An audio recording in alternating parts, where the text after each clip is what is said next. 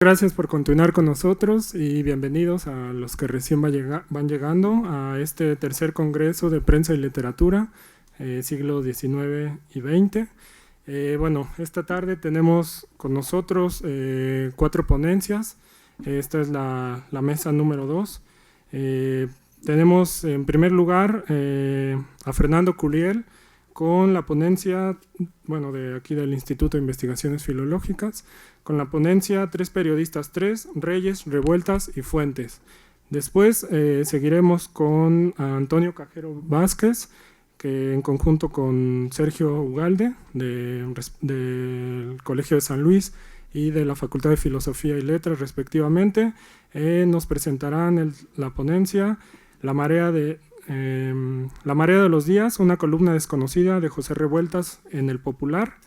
Y para continuar con Fernando Ibarra de la Facultad de Filosofía y Letras con la ponencia Crítica de arte de la prensa cultural de la década de 1920, y finalizaremos con Luis Alberto Arellano del Colegio de San Luis con la ponencia El dadaísmo parisino y Rafael Lozano, el fallido Congreso por la Defensa del Espíritu Moderno de 1922.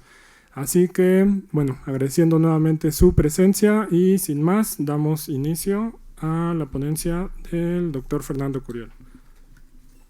Bueno, buenos días, gracias por su obra pía de estar aquí a esta hora. 3 periodistas 3, 1 llamada. Dificultoso resulta para el escritor, el de raza, el que además de publicar escribe, escapar a las relaciones peligrosas de una parte con la historia, de otra con el periodismo, o con la historia y el periodismo a la par, parejamente. El Martín Luis Guzmán del Águila y la Serpiente y de Muertes Históricas. Veamos el estado actual del arte de la cuestión.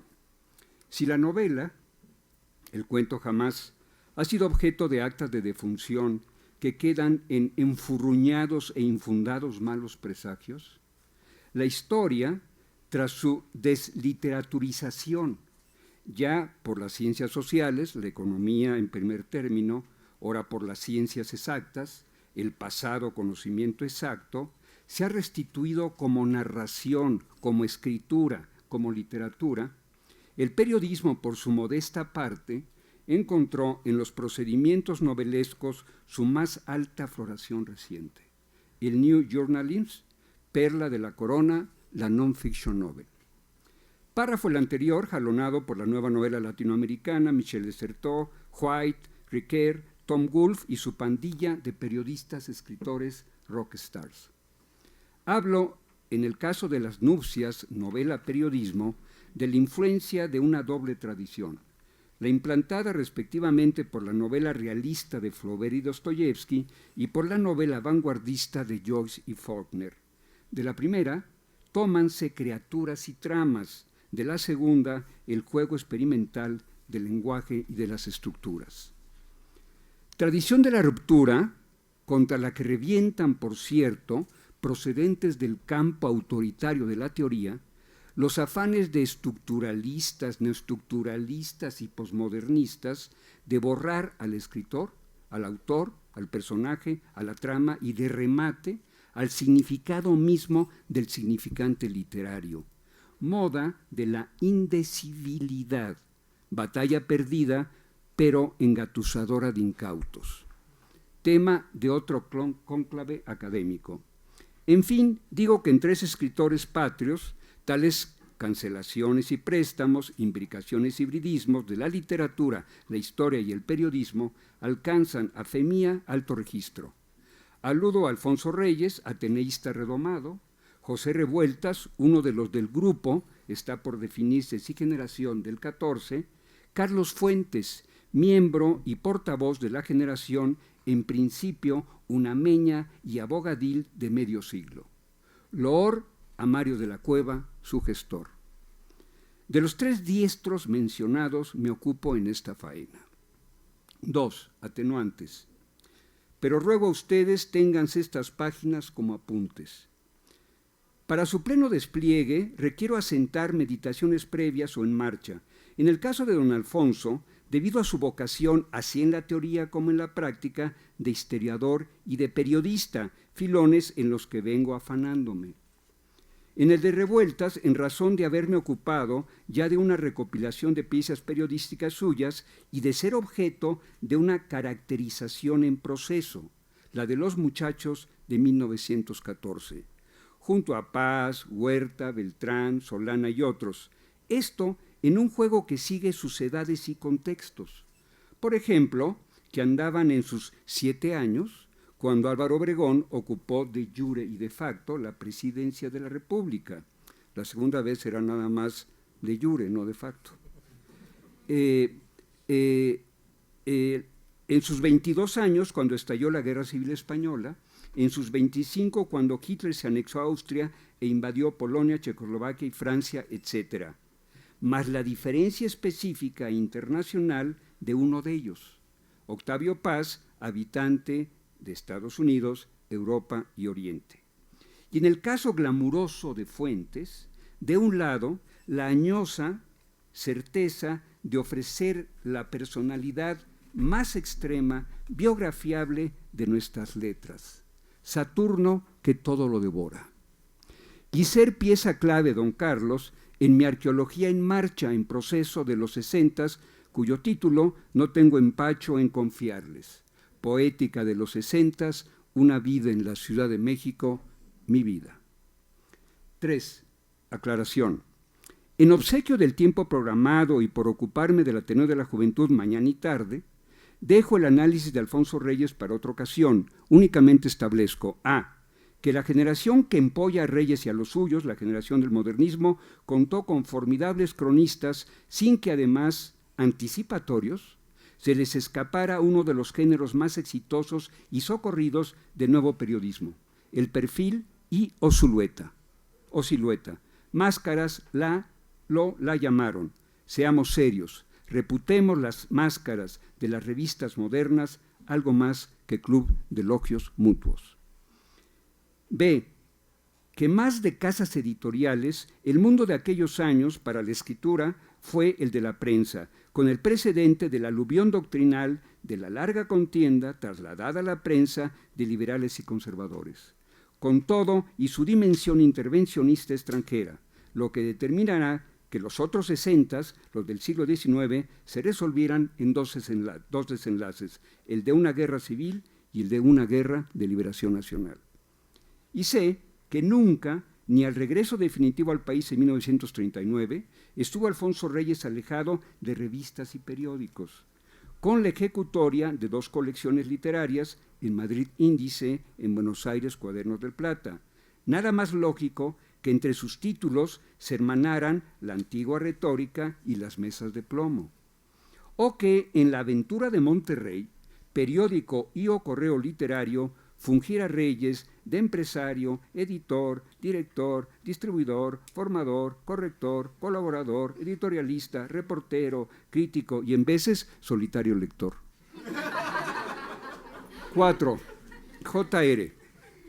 En 1984, va para 32 años, la Universidad Metropolitana convocó a Emanuel Carballo, a Ignacio Trejo Fuentes, a Jorge von Ziegler, a Óscar Oliva, a David Huerta, al de La Voz, a Andrea Revueltas, a Enrique González Rojo, a Adolfo Sánchez Vázquez y a Miguel Espejo, tiradores de la jornada Revueltas en la Mira. Sabíase que el durangueño cojeaba del pie de la narración y del pie de la ideología. Pendiente quedaba el de su papel como colaborador en Así, Hoy, El Popular, El Día, Excelsior y otros periódicos y revistas, el periodista Revueltas. De tal tema, en tono epistolar, ocupéme aquella ocasión. Respecto a los días de 1984, con Miguel de la Madrid como presidente y Carlos Salinas de Gortari como vicepresidente, en funciones de Ejecutivo Federal, los llamé días asaz enmarañados, de crisis que combustionan crisis.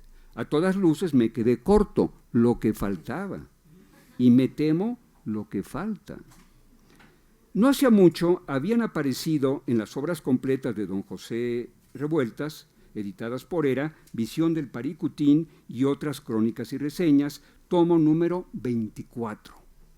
Monumentalidad, no pude evitar decirlo, que lo aproximaba a su retobadamente admirado Alfonso Reyes. Como no puedo evitar la cita de su gracejo. Don Alfonso definió Reyes, espadachín del Renacimiento, a quien no le estorban, además, la túnica y los guaraches griegos. Aunque la verdad, la recopilación periodística de Revueltas se antojaba posible desde mucho tiempo atrás. ¿Por qué? Porque Revueltas, tal es mi parecer, además de torturar la realidad, ¿qué digo? De lacerarla, de desollarla, de crucificarla, acto que es reflejo, asimismo la reportea. Dicho esto, en el sentido más elemental, bárbaro diría él, del oficio periodístico. En aquella ocasión subrayé en Revueltas dos de las prescripciones que Elías Canetti, héroe cultural de esos días, señalaba al auténtico escritor.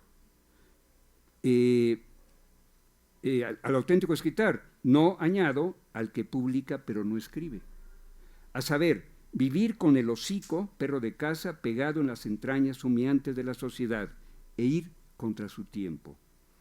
Esta vez solo exalto Visión del Paricutín, reportaje que describe en 3 poderosas partes la visita hecha por Revueltas y el fotógrafo Federico Mayo al ojo telúrico que fulminó, carbonizó parte de la tierra michoacana. Las notas a pie de foto son del propio Revueltas. Irreprimible, lo confieso, es mi manía conceptista. Sintetizando, a la sazón dije que a todo gran reportaje le asisten, so pena de desistimiento del género y del lector avesado, 2 claves. En primer término, la reunión del mayor número posible de contextos. En segundo, la estructura. En otras palabras, que nadie falto de capacidad arquitectural, la arquitectura de un texto directo vivo, así se atiborre de fichas, así ostente cientos de pies con entrevistas grabadas, puede acceder al instante en que lo visto y oído e intuido muda se forma. Además de informar, el reportaje contextualiza y plantea un problema de composición, protocuento, protonovela. Ambas claves, su hondura y equilibrio, hacen de Visión del Paricutín un reportaje clásico.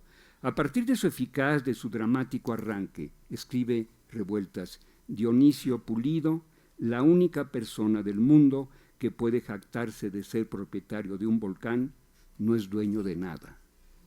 Y, sin alterar un ápice su índole periodística, Revueltas registra el fenómeno de una tierra que crece y destruye en misericordia, el luto humano de Pulido y los suyos, y el fondo inmemorial del que brotan, los días de lágrimas de la fauna calcinada, la estrategia de la derecha, etc.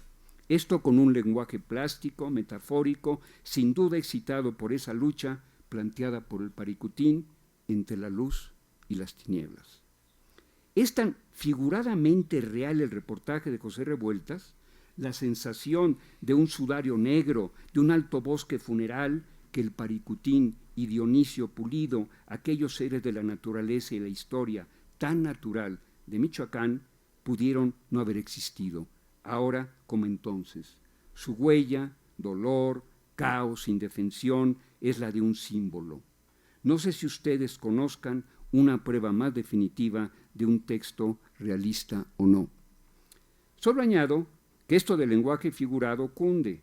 Escribí recién en El Financiero que habría que preguntarse si el mar de fondo que arrasó playas y pueblos del litoral pacífico no era metáfora, señal del suelo cenagoso, quebradizo, revuelto, inestable, en el que se asienta la decadente nación mexicana, su sociedad, su gobierno, sus partidos, su Estado. 5. Carlos Fuentes. Ya consagrado, célebre, figura internacional, espacio al que estaba abocado y que afanoso buscó, rota sin remedio vía mano cainita la original amistad con Octavio Paz. En 2005, Carlos Fuentes publica en un solo libro sus crónicas reportajes de los 68 de París y de Praga, y procedente de otro género, la novela El de México. París en mayo y julio de 68, Praga en diciembre del mismo año, Tlatelolco, por su parte, en la intemporalidad de un capítulo de Los años de Laura Díaz de 1999. A París viaja solo, a Praga en compañía de dos del cuarteto del Boom, Gabriel García Márquez y Julio Cortázar. Viajan por tren, en la estación de Praga los aguardaba Milán Kundera. Divido en dos partes mi comentario del tercer diestro de este cartel, de ahí lo de 333. Bueno.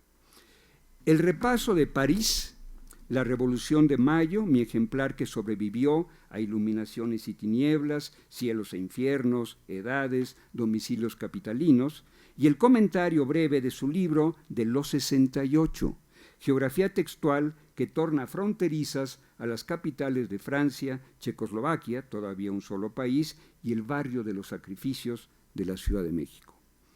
El más biografiable, avancé, Carlos Fuentes de nuestras letras, hijo de diplomático, niño que aprende sus primeras letras sobre las rodillas del patriarca Alfonso Reyes, políglota, galán, mito de los que no saltaron del charco, polémico, escénico, uno de los artífices del comando Boom, la proa de su navío, lo avancé también, apuntada a mares extraterritoriales.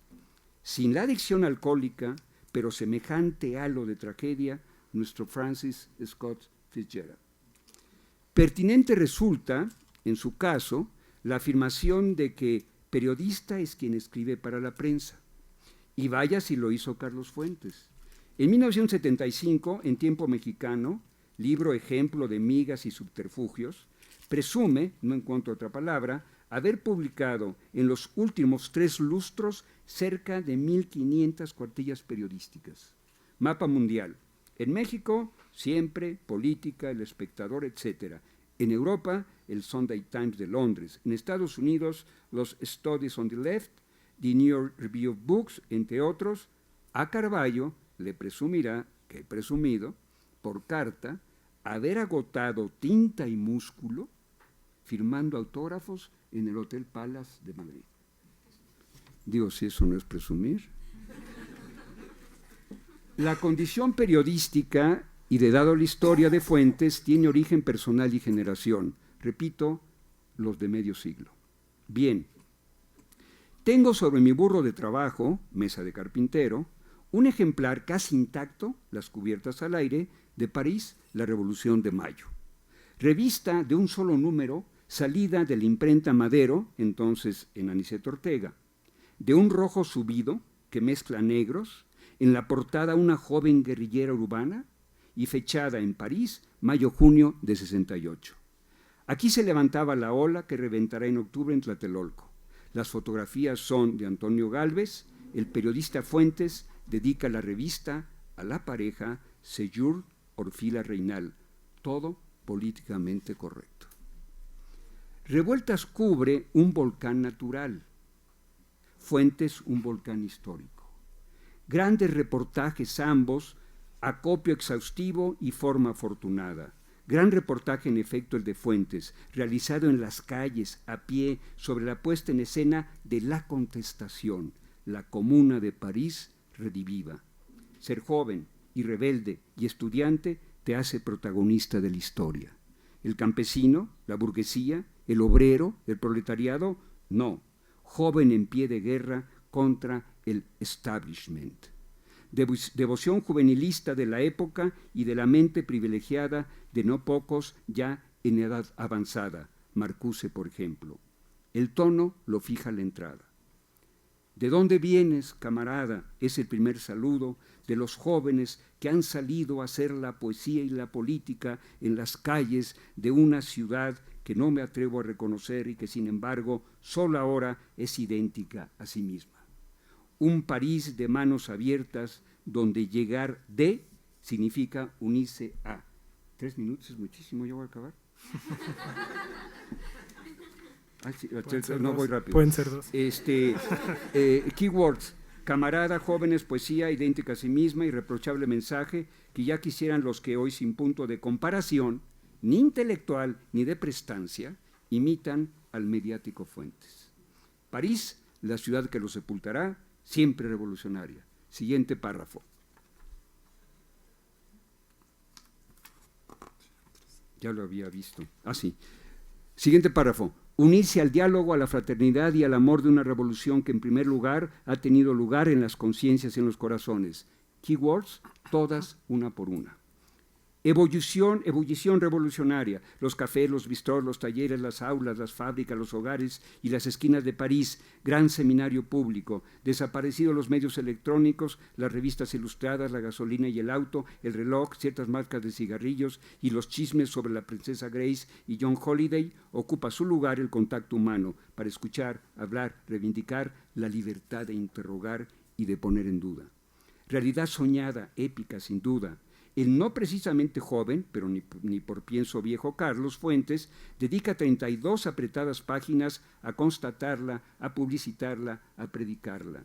Nada escapa a un mexicano de educación privilegiada, culto, más científico social que humanista, francófono, cooptado, simpatizante, del lado de su objeto reporteril. Personajes, lemas, conflictos de poderes, escenarios, nuevas costumbres amorosas, represión institucional, traiciones de la dirigencia obrera, barricadas, apología del adoquín. Sartre, la ejemplaridad de la Revolución Cubana, imaginaría del Che y Castro, derecho al orgasmo, lugares de la memoria. Sin omitir, menos, colega, señoras, señores, en París, la cultura. Un comando encabezado por Marguerite Duras y Michel Butor toma la sede de la Sociedad de Gentes de Letras.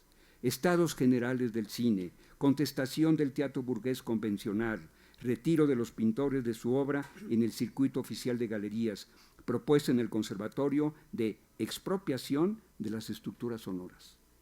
En las calles, filmando la revolución, Jean-Luc Godard.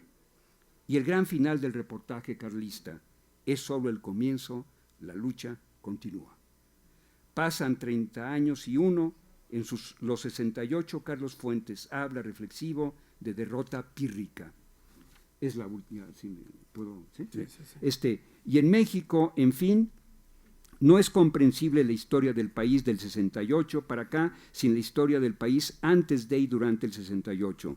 La liberación de los presos políticos, el regreso de Berto Castillo y Demetrio Vallejo a la palestra pública, la derogación del delito de disolución social, pero también las guerrillas sacrificiales durante la presidencia de Luis Echeverría no son inteligibles sin el 68, como no lo son las reformas políticas que animó Jesús Reyes Heroles durante el gobierno de José Luis Portillo y los subsecuentes avances en materia democrática que, pese a los vaivenes del modelo económico, los infames asesinatos políticos y las insurrecciones armadas, se han venido consolidando en el país a partir del 68. Tiempo le faltó a Carlos Fuentes para reparar en lo equivocado de su diagnóstico. Vivió, sí, para aclarar paradas sobre la ignorancia del candidato Enrique Peña Nieto sobre su obra, pero no para asistir a los desmanes y desvergüenzas de la partidocracia, cárteles legales, ni para reconocer, frente al fracaso del modelo económico, la debacle en materia económica. Hasta aquí, cumplidas gracias por su paciencia.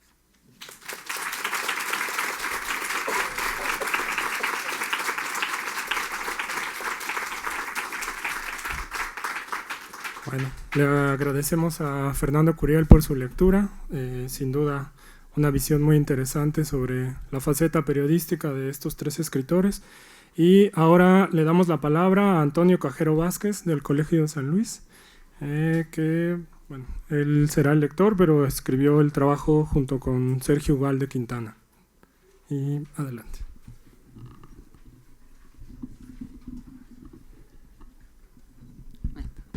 Bien, gracias.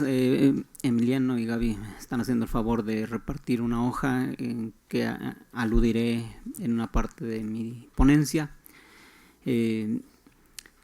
Sergio Ugalde no se encuentra, yo la verdad que tenía la esperanza de que respondiera a las preguntas, pero un momentáneo malestar lo hizo retirarse, pues ni modo, empiezo. El 1 de junio de 1938 nace El Popular, mientras José Revueltas se encuentra en Yucatán. Desde principios de mayo del 38, Revueltas al parecer había sido comisionado por el Departamento de Educación Agrícola, dependiente de la SEP, como ayudante de taller en Guayalcé. Con el pretexto de que va en condiciones laborales desfavorables, renuncia a este cargo y pide a Olivia Peralta, su esposa, que informe al partido que salió a Yucatán. Enviado, dice, por la Comisión Nacional Juvenil del Comité Central del Partido y delegado del CEN de las Juventudes Socialistas Unificadas de México. Para ello, se esmera en buscar un trabajo que justifique su estancia en la ciudad y no en la comunidad a la que fue comisionado originalmente. Por un lado, se ofrece para colaborar en la Escuela Secundaria Federal, dice, ya sea en la cátedra o socialmente. Por otro, espera que el partido intervenga para conseguirle un trabajo.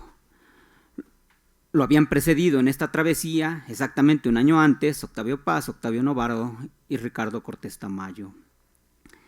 De la correspondencia que mantiene con Olivia, se desprende que Revueltas conocía el nuevo proyecto editorial de Vicente Lombardo Toledano, quien dirigía desde diciembre de 1933 la revista Futuro. En una carta de finales de mayo del 38, el remitente pregunta de refilón. Postdata, saludos a todos. ¿No has visto a los muchachos? ¿Cuándo sale la revista? Es extraño que Revueltas pregunte por la revista cuando conocía la vigencia de Futuro, en la que aún no había, por cierto, colaborado para esas fechas. Cuando salió de la Ciudad de México, probablemente Revueltas fue informado sobre la inminente aparición del Popular, no obstante la confusión manifiesta en la pregunta anterior. El 9 de junio, ya con el diario en circulación, Revueltas inquiere sobre la participación de sus correligionarios en la empresa editorial. Sé que salió ya el Popular. Será bueno que le preguntes a Ramírez cómo quedó la cosa, quiénes entran allí, etc. Este interés inicial, sin embargo, se ve desplazado por la frenética actividad del duranguense.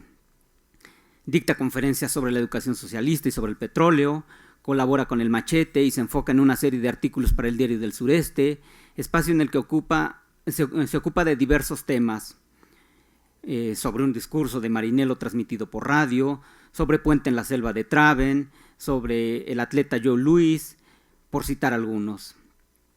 Además de que las colaboraciones de Revueltas ocupaban lo que él llamaba el sitio de honor del Diario del Sureste.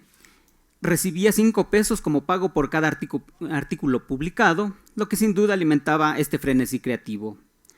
Con tantos compromisos en Mérida, solo hasta el 2 de julio de 1938 se compromete a enviar una colaboración para el diario de Lombardo Toledano. Dice a Olivia, nota importante, en mi próxima carta te mandaré un artículo para el Popular. Debes entregárselo a Octavio Paz o a Enrique Ramírez. En cuanto se publique deben darte 15 pesos, de los cuales puedes disponer como quieras, menos enviándomelos. Que Octavio te explique cómo debes cobrar. Ante la permanente carencia de recursos económicos, primero porque renuncia a su nombramiento en Guayalcé y luego porque sus camaradas no le consiguen un trabajo rentable, Revueltas se encadena a un salario de sobrevivencia, mientras Olivia se hace cargo de su familia en la capital. Así, la promesa de un artículo para el Popular sufre una serie de aplazamientos antes de concretarse casi un año después. Pasada esta tormentosa relación con el Popular, en la que había prometido varias veces enviar y no haberlo hecho, como lo constatan las referidas prórrogas ad infinitum, Revueltas inaugura sus colaboraciones, hasta donde hemos rastreado, el 27 de julio de 1939 con el artículo Mensajes y nombres entre los escritores jóvenes. Por esas fechas, Revueltas participa como miembro de la Confederación de Jóvenes Mexicanos. A su cargo se encuentra la sección de prensa y propaganda, como se desprende de un artículo en que la Confederación de Jóvenes Mexicanos se solidariza con las Juventudes Socialistas Unificadas de España, que se hallan en riesgo de ser marginadas de la Internacional Juvenil Socialista. En adelante, Revueltas se convierte en un asiduo colaborador del matutino.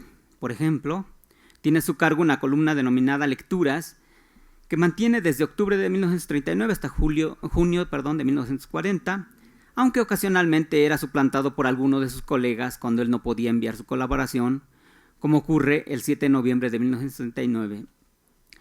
Así escribe a Olivia desde Guadalajara.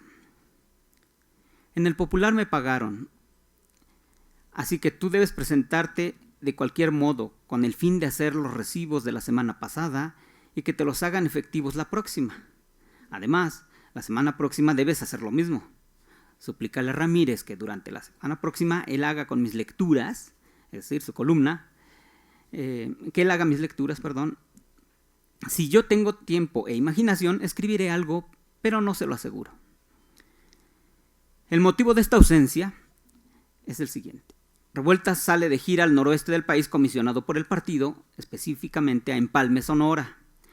Al final de la citada carta expresa que si hubiera cargado con Crimen y Castigo, podría fácilmente escribir mi artículo de la semana entrante para el Popular. Lo conseguiré con mis amigos, si no, aquí en algún lugar de lo que toque.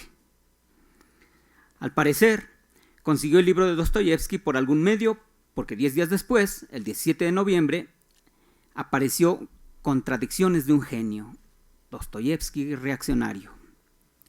Como articulista del Popular, destacan sus múltiples textos sobre pintores, entre otros Orozco, Verdecio, Sánchez Flores, y asimismo muestra sus exhibiciones pictóricas sobre escritores como Nietzsche, Dostoyevsky, Vallejo, Chestov, Mariátegui, Herrera Petere, de la Cavada, entre otros. Y, por supuesto, no faltaron los temas políticos y polémicos de actualidad, yo diría, y no de circunstancias, de la URSS y la guerra, la paz en América, la educación de los indios, Marx y el marxismo, los intelectuales. Y, finalmente, entre los relatos publicados en el diario pueden citarse La Conjetura, Pérez con Alas y Ricardo Corazón de León. Estos dos últimos, por cierto, aparecieron en una efímera columna denominada El Alicante Pinto entre abril y mayo de 1943. Destaca por su extensión y por el aprecio en que lo tenía su autor el conjunto de reportajes dedicados a la reciente erupción del Paricutín, publicados el 9, 10 y 11 de abril de 43. Si bien Revueltas expresa a José Hernández en una entrevista ya de los 70s, que empezó a colaborar como ruletero en el Popular. No le revela la fecha en que empiezan sus colaboraciones ni las columnas que sostuvo. Como hemos mostrado, ya con su nombre, ya con sus iniciales, Revueltas tuvo a su cargo varias columnas, las mencionadas lecturas y el Alicante Pinto, y fue un profuso articulista del diario. En el número del 5º aniversario del Popular, el 1 de junio de 1943, se homenajea a todos los hacedores del diario, articulistas, editorialistas, ilustradores, directores, cajeros y hasta office boys. Ahí se presenta la siguiente semblanza de Revueltas. En el mundo literario mexicano, el nombre de nuestro compañero es hoy una figura de primera magnitud. A su triunfo con el libro Los muros de agua ha seguido este otro más resonante y merecido de luto humano, la novela laureada, hoy en plena gloria. Revueltas tiene a su cargo tareas especiales como reportajes extraordinarios, de los cuales la más reciente y brillante muestra es el que hizo sobre su visión del Paricutín, trabajo literario de indiscutible mérito. El talento de Revueltas se muestra de continuo en nuestras páginas, bien en notas anónimas o en la plana editorial. A la postre, Revueltas recibió a principios de febrero de 1943 el aviso de que Luto Humano había merecido el premio a la mejor novela mexicana para el segundo concurso de novela latinoamericana convocado por la editorial neoyorquina Farrar and Reinhardt. Mientras en las semblanzas dedicadas, hablo de este número de aniversario, a José Alvarado o a Efraín Huerta, por ejemplo, se citan sus participaciones anónimas o seudónimas como columnistas. En el de Revueltas se oblitera un dato revelador. Fue el autor de La Marea de los Días, columna que aparecería con cierta regularidad, en principio los miércoles y los sábados, y luego cambia a lunes y sábado principalmente. Las fechas de esta columna van del 30 de agosto de 1941 al 5 de diciembre de 1942, con poco más de 80 entregas. Este espacio le sirvió de escaparate para sus posicionamientos políticos y morales durante la fase más decisiva de la Segunda Guerra Mundial y como un laboratorio, y creo que es lo más destacable, de la novela galardonada, es decir, de luto humano. El anuncio de los textos revueltianos que rescatamos apareció el viernes 29 de agosto de 1941 en los siguientes términos. La plana editorial del Popular contará desde mañana con una nueva sección llena de interés para sus lectores, ágil, viva y alegre. Este es el resultado de nuestros esfuerzos constantes por hacer del Diario del Pueblo Mexicano una publicación superior cada día. El Popular se haya empeñado en hacer de su plana editorial la mejor de México y para ello ha procurado reunir los mejores escritores del país, seguro de corresponder así al favor que le otorgan sus numerosos lectores. Este aparece en primera plana, enmarcado y con una tipografía que lo destaca del resto de las noticias del día. La aclaración sobre la autoría de la columna es ilustrativa por lo que oculta y lo que sugiere a un tiempo. Dice, hemos encomendado su redacción a uno de los más distinguidos escritores mexicanos. ¿Quién es ese uno de los más distinguidos escritores mexicanos? ¿Y los mejores escritores del país en ese momento quién es?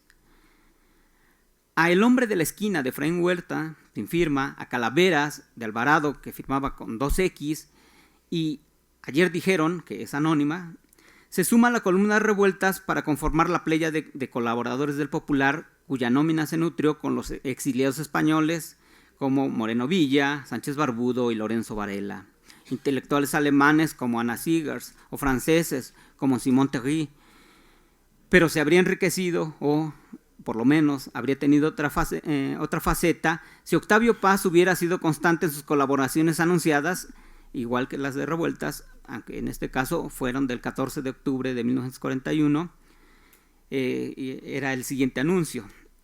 Desde hoy, nuestra página editorial cuenta con la colaboración del destacado escritor Octavio Paz. Sus textos se publicarían los martes y con una frecuencia quincenal. Por desgracia, hasta donde hemos revisado no apareció sino hasta el 25 de noviembre del 41. Otros mexicanos que colaboraron asiduamente en este diario y en diferentes momentos de su historia son Castro Leal, Andrés y Duarte, Rafael Solana, Iturriaga y muchos otros. Entre los latinoamericanos, Pablo Neruda, Juan Marinello y Nicolás Guillén.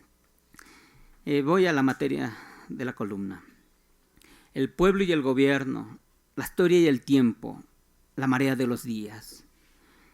En el texto inaugural de La Marea, Revueltas imprime su ambigua marca ideológica, una visión revolucionaria del mundo atravesada por el discurso religioso. En este caso, acude a unos versículos del Génesis, y así proyecta el objeto de su ojo crítico. Las aguas del diluvio han arrasado con todo ser viviente, solo se salvan Noé y sus huéspedes. Este pasaje sirve a Revueltas para dignificar el poder purificador del agua en todas las épocas y en todas las culturas, y al mismo tiempo para equiparar el principio de su columna con la del resurgimiento de la vida después del castigo divino. Lo cito. La eficacia purificadora del agua ha pasado al lenguaje diario. De su poder milagroso ha hecho el hombre una metáfora casi gastada a fuerza de repetirse.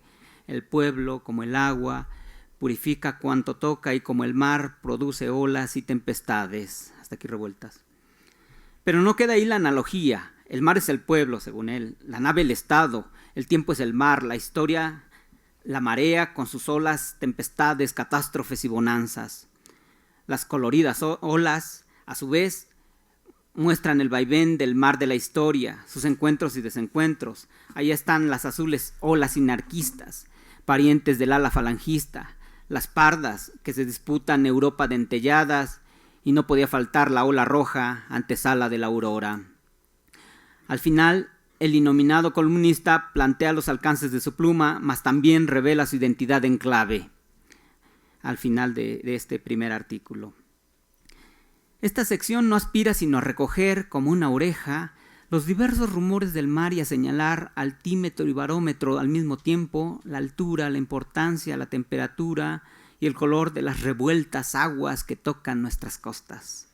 Su atención, dispersa y sensible a los numerosos estímulos que la solicitan, no será distraída por las sirenas ni por las amenazas. La docilidad de su atención no se rehúsa ni a la ola gigante, ni a la tímida marea, ni al húmedo zapato que ésta deposita, irónicamente, sobre la placidez burocrática de ciertas playas mexicanas. Hasta aquí revueltas. Aun cuando no se establecen límites específicos, puede deducirse el alcance global de la crítica y su interés, más que en el pasado, en el presente y en el porvenir. Finalmente, como hemos afirmado, La marea de los días sirvió a revueltas de laboratorio de la novela que escribía por esas fechas, El luto humano.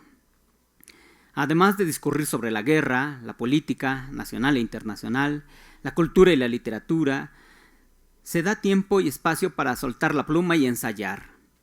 El ejemplo más evidente de un latente continuum entre La marea de los días y el luto humano está representado por el texto que titula La cobijita de Juan Pérez, que aparece el lunes 20 de abril de 42, con una nota al pie que reza fragmento de un capítulo de una novela de J.R.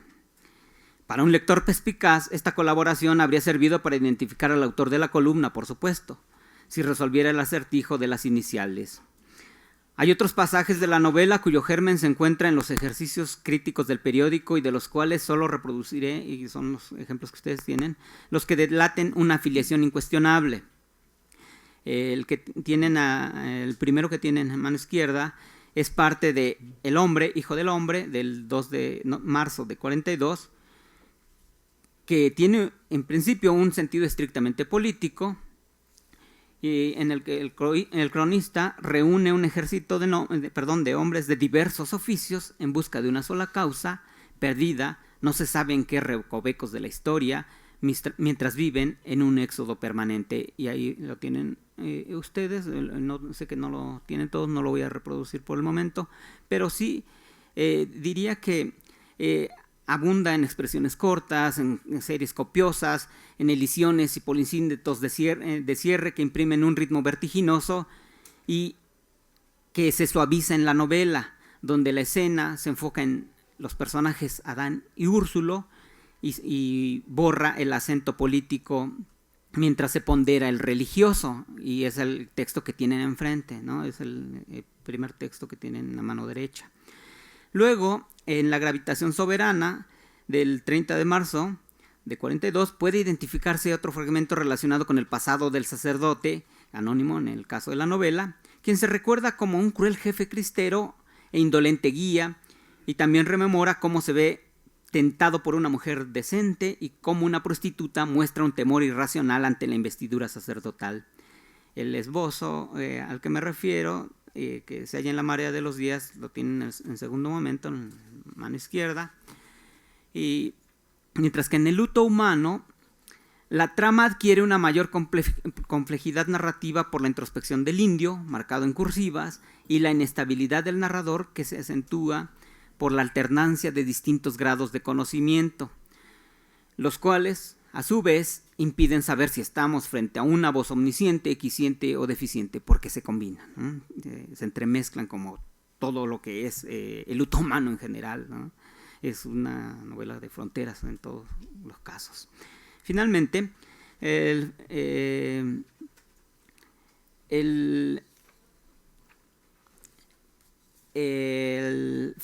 tercer fragmento, que viene de La marea enlutada, Revueltas escribe una nota necrológica dedicada a Antonio Arriola Torres, que tenía el sobrenombre de Julio Marín, antiguo camarada y director de otra de las revistas, ¿no? Como las que mencionaba hace un momento el doctor Guriel, Espartaco. Ahí se encuentra una reflexión sobre la muerte que será retomada en El luto humano y que Revueltas redactaba, como lo acabo de decir. Nuevamente lo tienen ustedes es el tercer texto de la columna izquierda, y diría que ya en la novela premiada en 43, el duranguense recicla la cita que se refiere a San Ambrosio en un contexto muy distinto y con fines totalmente resemantizados por la ficción. El narrador de Luto humano se enfoca en los pensamientos y sentimientos de Cecilia, a quien atribuyen la reflexión inverosímil mientras contempla a su hija Chonita en el lecho de muerte, y es el último texto que encuentran en la parte inferior derecha. Como se puede observar en esta mínima exposición, Revueltas aprovecha materiales heterogéneos para configurar sus relatos de ficción, entre otros, autobiografía, intertextos, autorreferencias textuales, documentos históricos o políticos se entreveran, recontextualizados a lo largo de toda su obra, de El quebranto a Material de los sueños, de Luto humano a El apando. Con la lectura de La marea de los días, pueden reconstruirse sucesos relevantes en la historia mexicana y universal de principios de la década del 40, pero, de igual manera, ayuda a entrever los procesos de construcción de la narrativa en particular y del pensamiento político de Revueltas en general. Ignoramos por qué su autor decidió no firmar esta columna tan atractiva desde la perspectiva ideológica y más aún desde la literaria. Campean en todos los textos recuperados un preciso manejo de la lengua, en fin, un estilo ensayístico atravesado por el lirismo. Hay un tempo vertiginoso marcado por las enumeraciones dispares, como las llamaba Borges, y por los incisos y explicativos que, al contrario de lo que pasa en el proceso de escritura, apresuran el ritmo de la lectura. Son marca también de una vida apasionada en constante tensión y condenada al reflujo de la inexorable marea de los días. Gracias.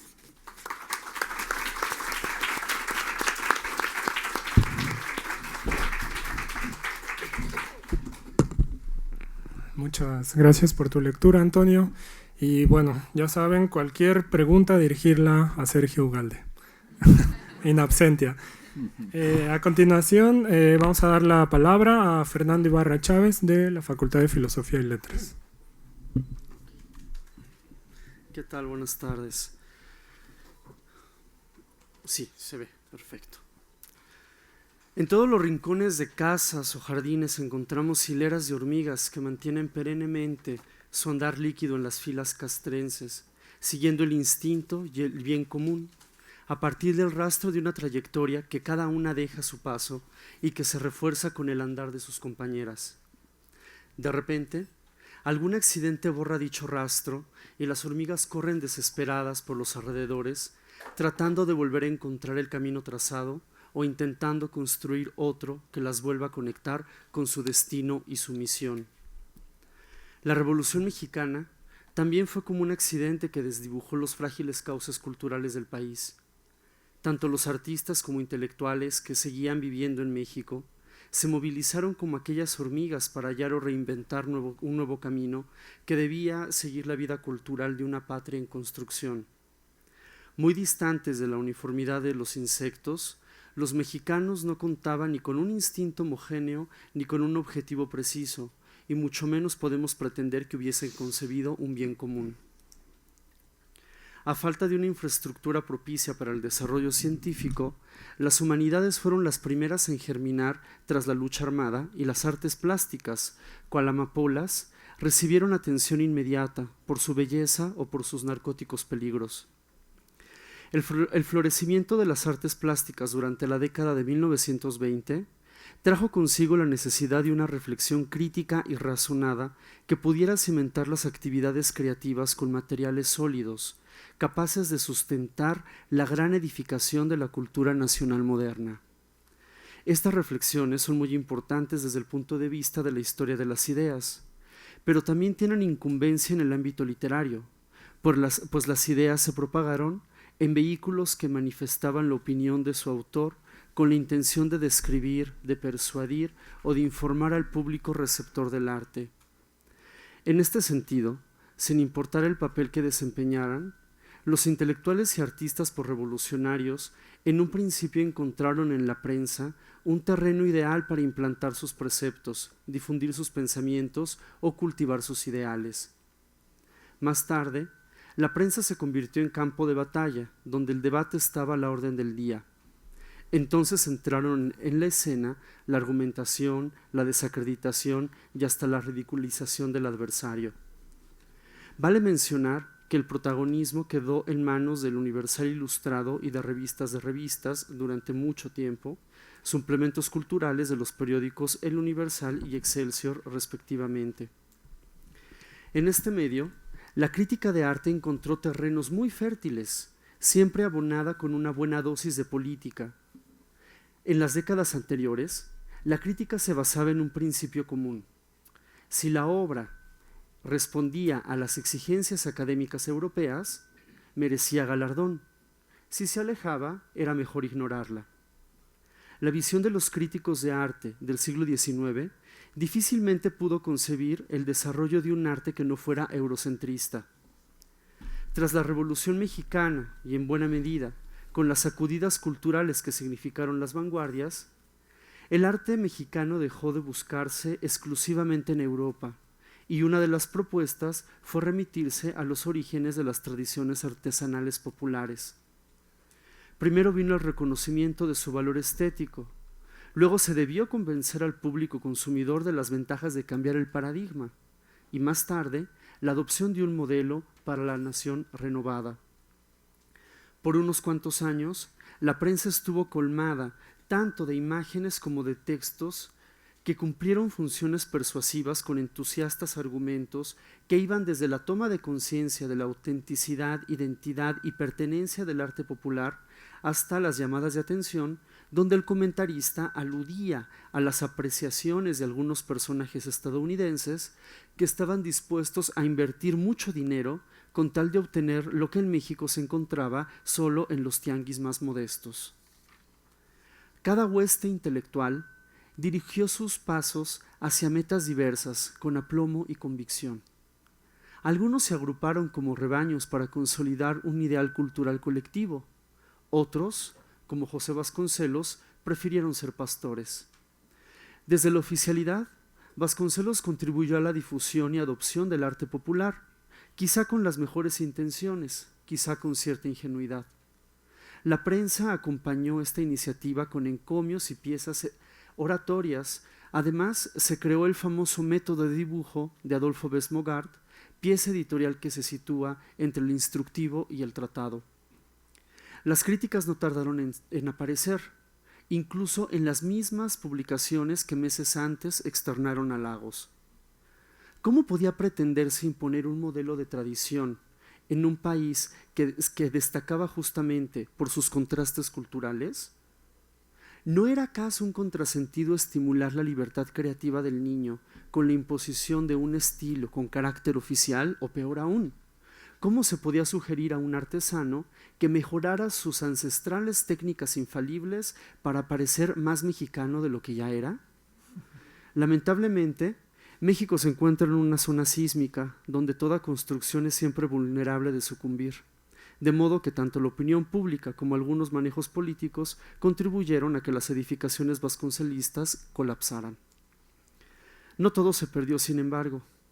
Algunas de las ruinas fueron despojadas de su halo espiritual y se instrumentalizaron para generar un aparato iconográfico que muy rápido se introyectó en las almas de los creadores de un sistema cultural a través de la crítica de arte. Permaneció vigente el valor de las artes populares y no se vaciló en incluirlas en escenografías y utilerías del concurrido teatro y del silente cine. Cerámicas, textiles, alfarería y otras variedades invadieron las imágenes difundidas por la prensa, al grado que la crítica de arte llegó a considerar inferior el valor de las artes plásticas o la arquitectura que no reprodujera, aunque fuera en un aspecto mínimo, el arte popular que se mantenía vivo en las zonas rurales. Entonces, otro grupo contestatario llegó con una propuesta urbana. Los estridentistas lanzaron libros y manifiestos como caballos apocalípticos armados de ruido radiofónico y velocidad. Los miembros de esta agrupación mostraron su adherencia a un nacionalismo, pero industrializado, no vernáculo. Concibieron la revolución como una oportunidad de cambio y en su crítica de arte, siempre combativa, con mucha frecuencia se encuentran ideas que, a modo de precepto, indican con cierta prepotencia qué y cómo debería ser el arte revolucionario. El grupo estridentista publicó la revista Horizonte, donde hubo cabida para muchas reflexiones en torno al arte. Más que en la crítica, parece que la atención de sus colaboradores se concentró en la autopromoción de los modelos artísticos que practicaban tanto en poesía como en artes plásticas, y en dar indicaciones acerca de lo que la cultura revolucionaria debía o no incluir. Dentro de su concepción del arte, sobresale la necesidad de buscar el impacto y el beneficio social. El arte debía ser para todos. La idea ya la había masticado Vasconcelos y luego la recibieron los muralistas con sus matices. Para el primero, el artista era como un apóstol que debía seguirse sin cuestionarse, mientras que para los pintores, el artista era un obrero que debía recibir un salario. Los estridentistas eran artistas con pretendida conciencia social que lanzaban crítica desde un nicho privilegiado. Eran jóvenes, eran hombres y eran burgueses. La mayor parte de textos sobre arte, incluidos en Horizonte, nacieron como adhesión a una ideología política bien definida. La revista quería dirigir el pensamiento de las masas con consignas que obedecían a un programa político donde arte, pueblo y buen gobierno formaban parte de una edificación cuyo andamiaje fue el entramado del progreso y modernidad revolucionaria. Destaca en esta publicación el manejo de una beligerante retórica adoctrinadora en textos críticos y encomios. De hecho, ya desde la elección del sujeto se marca la toma de partido. Obviamente, las exclusiones resultan igualmente significativas, ya sea en cuanto a contenido textual como iconográfico. Mientras esto ocurría, una colmena que siempre estuvo allí seguía produciendo miel con calidad de importación, apta para ser apreciada por los paladares internacionales más exigentes. Me refiero al heterogéneo grupo formado por Salvador Novo, Javier Villaurrutia, Agustín Lazo, Manuel Rodríguez Lozano y otros albañiles del edificio artístico que con sus desviaciones, disidencias y preferencias culturales demostraron que había otras formas de intimar con las artes plásticas y con las letras. En sus textos sobre artes plásticas, en los que se escribieron por necesidad expresiva, no por encargo, aclaro, constantemente se cuestionan las limitaciones impuestas al arte en ese afán por inventar un arte nacional. ¿Por qué no permitirle al artista tomar aquellos elementos que le resultaran útiles para la creación independientemente de su pertenencia o no a una tendencia específica? En Ulises y contemporáneos es más clara la indiferencia hacia las imposiciones nacionalistas revolucionarias que una verdadera crítica. Son más los momentos en que se explican concepciones disidentes sobre la modernidad en el arte que los textos que atacan o desprestigian a personajes o tendencias, aunque no se puede soslayar la animadversión que un pintor de la talla de Diego Rivera podía generarle a alguno de sus miembros. Y si en algún momento recibieron ataques por no ajustarse a los ideales de revolución, defendieron con productos literarios de calidad lo que no valía la pena defender con argumentos. Alejarse de la implosión nacionalista también era un modo de tomar una postura política. Antologizar y traducir poetas norteamericanos o franceses, o practicar el surrealismo y exaltar la individualidad, también era un modo de revolucionar el arte. En sus poesías, más que juicios, encontramos elecciones críticas. Jean Vermeer está en Pellicer, Cézanne y Picasso le dan color y abstracción a Villaurrutia. En la revista Contemporáneos hay lugar para De Quirico y para Cocteau. Si alguna referencia hay sobre arte o artistas nacionales, generalmente se trata de personajes que trabajaban desde la individualidad, sin presupuestos políticos connotados. En particular, la crítica de arte que se practicó en esta publicación se mantuvo en la zona limítrofe entre material informativo y literario. Destaca el curioso ensayo Ficha sobre Ficha sin sobre para Lazo de Javier Villaurrutia. Independientemente de su contenido, contrario a las propuestas de corte revolucionario nacionalista, el texto se preocupa más por exaltar valores artísticos universales mediante una prosa sintética, poética. Villaurrutia demostró que era posible expresar ideas estéticas y políticas con un lenguaje lírico. Su propuesta, sin embargo, no pretendía adoctrinar a las masas, sino ser comprendida por un grupo restringido que compartiera sus mismos códigos culturales y que obviamente fuera tolerante a la disidencia cultural. Ortiz de Montellano intentó algo similar en Definiciones para la estética de. También aquí el manejo lingüístico le imprime al texto características literarias que lo sitúan en un lugar distinto al resto de los comentarios sobre arte publicados en otros medios. Cabe mencionar que Manuel Toussaint, como oruga que teje su capullo, siempre aislada pero siempre presente, tuvo el gran acierto o desacierto de establecer los alcances y las diferencias entre la crítica de arte y la historia de arte o crítica de gabinete. De modo que esta última se desarrolló como una disciplina profesional, independiente, especializada y ante todo académica.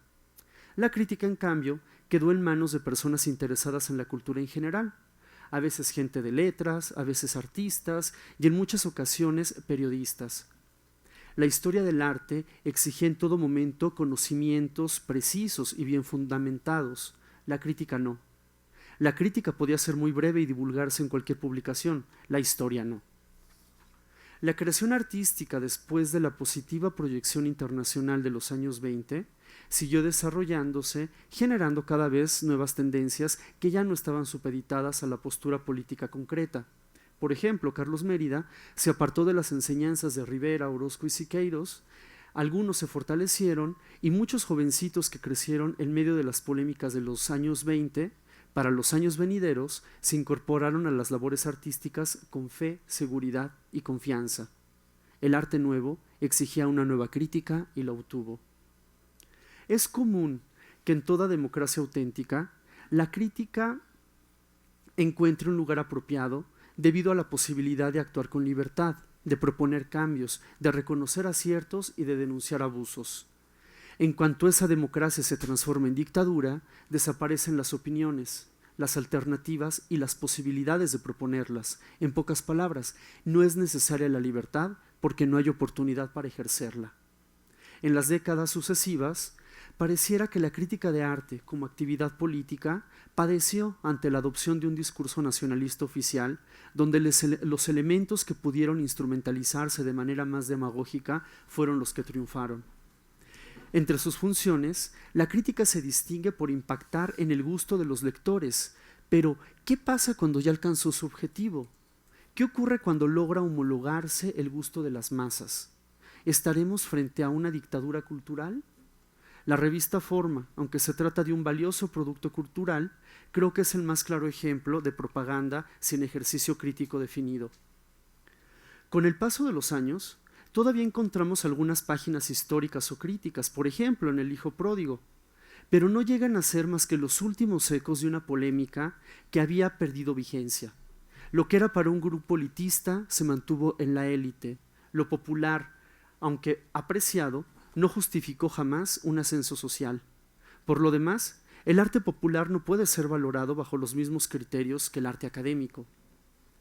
Cuando se revisa la crítica de arte en la prensa cultural mexicana de los años 20, es claro que entre todos sus actores irguieron una torre de Babel que en algún momento detuvo su crecimiento, o porque perdieron fe en sus potencialidades personales, o porque dejaron de creer en la misma divinidad inalcanzable y voltearon la mirada para integrarse a otras sectas. En muchos casos, la invención original cedió su puesto a la imitación. El razonamiento surgido de un contexto artístico y político vivido en primera persona pasó a segundo término ante las demandas internacionales y las modas literarias. Los potenciales críticos de arte ya no contaron con el impulso constructivo de la década de 1920. Algunos siguieron haciendo lo mismo de siempre, como José Juan Tablada, que tenía una prosa virtuosamente acomodaticia y un prestigio que le otorgaba un fuero ante la crítica. Algunos, más longevos como Carlos Pellicer, se dedicaron a comentar el arte en textos cuya profundidad literaria va en proporción directa con la superficialidad crítica. Más tarde incluso figuras como Octavio Paz, dentro de su admirable lucidez, combinaron desproporcionadamente la crítica de arte con relatos anecdóticos. Nuestros críticos de arte, a diferencia de nuestros historiadores de arte, no lograron formar una escuela tan sólida. Llama la atención que, a pesar de haber sido protagonistas de una revolución cultural tan importante como la Revolución Mexicana, aquellos críticos de los años 20 no lograron tener un impacto que traspasara las fronteras del espacio ni del tiempo. Parece que ninguno de ellos se volvió teórico de arte de talla internacional y también parece que tampoco tenía ninguno interés en alcanzar esta meta. Fuera de aquellas fronteras cronológicas se diluyeron los ideales de grupo y obviamente no hubo posibilidades de crear una tradición crítica mexicana a pesar de contar con muchos elementos para lograrlo. Sin embargo, nos quedan los manifiestos, los ensayos, las notas periodísticas y otros textos de género periférico, ancilar o fronterizo que atestiguan uno de los momentos más interesantes en la historia mexicana del siglo XX, tanto para las artes como para las letras, a través de la crítica. Gracias.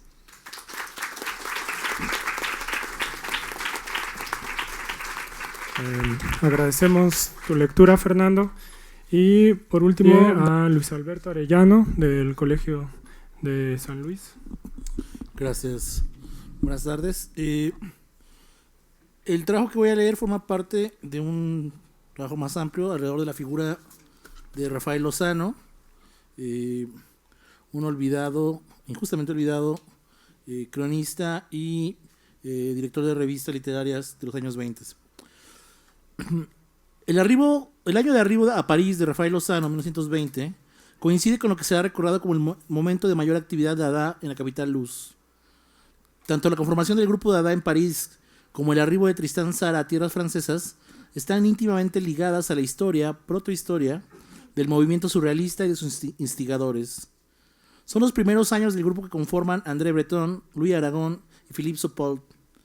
Desde 1919 vienen los tres animando una revista, Littérature, donde además de publicar sus hallazgos en materia de investigación poética, Le Champs Magnétiques se publica entre los números 7 y 12 de la revista, en septiembre de 1919 a febrero de 1920, han logrado convocar a nombres importantes de la literatura contemporánea: André Gide, Paul Valéry, Marc Jacob, Blaise Cendrars, Léopold Forguet, entre otros. Desde 1916, por intermediación de Apollinaire, están al tanto de las publicaciones dadaístas en Zúrich y comienzan a intercambiar colaboraciones y correspondencia. Tzara ha logrado seducir a estos jóvenes, entre 22 y 23 años apenas, para la causa Dada. En enero de 1920 llega a París y la euforia vanguardista toma lugar en los cenáculos parisinos. Son meses de una gran actividad dadaísta que se expresa en puestas en escena, lecturas, exposiciones. Tzara está encantado porque este grupo de jóvenes se suma a su desfalleciente movimiento y obtiene de ellos la respuesta y el ánimo que no recibe del grupo Dada de Berlín. Guillermo de Torre, en calidad de testigo, recuerda estos momentos. Cuando Tzara llega a París, Littérature es una revista juvenil, disidente, pero no especialmente subversiva, y nacida bajo el influjo tangencial de Paul Valéry, quien le había dado el título. Littérature por antífrasis, recordando el famoso verso despectivo de Verlaine, et tout le reste es littérature. Luego, anti-littérature, era lo que debía leerse. Y cabalmente fue ese el flanco por donde en sus páginas penetró el espíritu del dadaísmo. Cierto es que los directores de Littérature, el trío durante unos años inseparable, Breton, Saupold y Aragon, se hallaban más que predispuestos a recibir y extender su mensaje. Littérature organizó una primera velada en el Salón de Independientes el 3 de febrero de 1920. No rebasó al principio el carácter común a tales manifestaciones, y en ella participaron poetas muy combatidos. Sin embargo, ya había un indicio de mixtificación voluntaria que hizo acudir en forma inusitada al público: el anuncio de que Charlie Chaplin asistiría en persona a una sesión dadaísta. Además, entre los 38 conferenciantes previstos, se anunciaba que el manifiesto de Picabia sería leído por 10 personas, el de Breton por 9, el de Loire por 6, el de Aragón por 5, hasta llegar a Tzara, cuyo texto lo leerían 4 personas y un periodista. Entre marzo y junio de 1920 se da el estallido de actividades Dada. Motivados por la recepción en prensa, casi toda contraria a sus intenciones de propaganda, el movimiento adquirió una dirección agonista, de confrontación con la sociedad literaria parisina y de provocación contra todo lo que pareciera una simulación de orden. Excitados por los encabezados que los condenaban, para el grupo parisino era obvio que se debía radicalizar la acción para lograr un mayor impacto entre los hombres de letras que se escandalizaban con sus presentaciones. Por ejemplo, Paul Fort, a la sazón príncipe de los poetas, publica en Cosmópolis, la revista de Enrique Gómez Carrillo, un artículo dirigido a desdeñar los logros y los alcances del grupo dadaísta, a la vez que a dar noticia del grupo a un público de habla hispana. El dadaísmo parisino es a la vez motivo de escarnio, pero también se presenta como un signo de modernidad del campo cultural francés. Pareciera que la actitud de poetas considerados como Fort frente al fenómeno sea esta mezcla de presunción del medio y desdén del objeto nacido en él. Solo el medio parisino puede mostrar tal avance, aunque los productos ligados a él no valgan la pena, parece resumir la actitud. Aunque acusadamente incomprensiva del movimiento, la reseña de Paul Fort comparte algunas inquietudes del momento. Por ejemplo, el futuro de la forma. Es claro ya entonces que formalmente el modernismo no da más y que hay necesidad de renovar las formas poéticas para que puedan dar cuenta de su presente histórico, atravesado por la guerra y refrendado por una tensa paz civil que no corresponde a la polémica actividad cultural de esos días. Así como lo señaló Apollinaire en su ensayo póstumo, El espíritu nuevo y los poetas, se trata de plantearse un problema formal que dé cuenta de los cambios vertiginosos de ese prolongado inicio del siglo XX. No toda la prensa es adversa a la aventura dadaísta. En la Nouvelle Revue Française, Jacques Rivière escribe una apología del movimiento. En palabras de Cheniers Guédron, se trata de un análisis que está en concordancia con las acciones de Dada y sus textos, como una suerte de indagaciones acerca del signo lingüístico. Tanto Aragón como Breton muestran preocupación porque el signo puede ser leído desde distintos puntos de vista, de manera simultánea. En la acción Dada habría una determinación que podría posibilitar esta simultaneidad. Además, para Breton, la propia negatividad del movimiento contiene su germen destructivo, de tal manera que trata de justificar o de ampliar el registro de la negatividad Dada. No se trata de la simple destrucción del mundo conocido, sino de una serie de gestos que puedan significar varias cosas al mismo tiempo. El análisis de Jacques Rivière es irrefutable. Cito: el lenguaje para los dadas no es un medio, es un ser. El escepticismo en materia de sintaxis va acompañado aquí por una especie de misticismo. No solo el respaldo venido de la NRF, sino también el hecho de que el primer número de literatura estuviera cargado de autores de la revista, motivan una identificación entre esta publicación y el movimiento dadaísta. Así, no se trata solo del escándalo levantado por las acciones de Dada y su posterior escarnio en prensa, sino que sus defensores son los escritores y el medio más prestigioso de ese momento en París y en buena parte del mundo occidental. Cito a Louis Aragon, dice: el primer número de Literature aparece en marzo de 1919 y tuvo una tirada de 1500 ejemplares. La edición incluía textos de Valéry, Gide, Marc Jacob, André Salmon y Blaise Cendrars, lo cual justificó que un crítico ingenioso comentase que parecía el suplemento humorístico de la Nouvelle Revue Française. No es pues extraño que Rafael Lozano haya tenido la impresión de que Gide es el promotor del grupo en su calidad de cabeza visible del grupo de la NRF.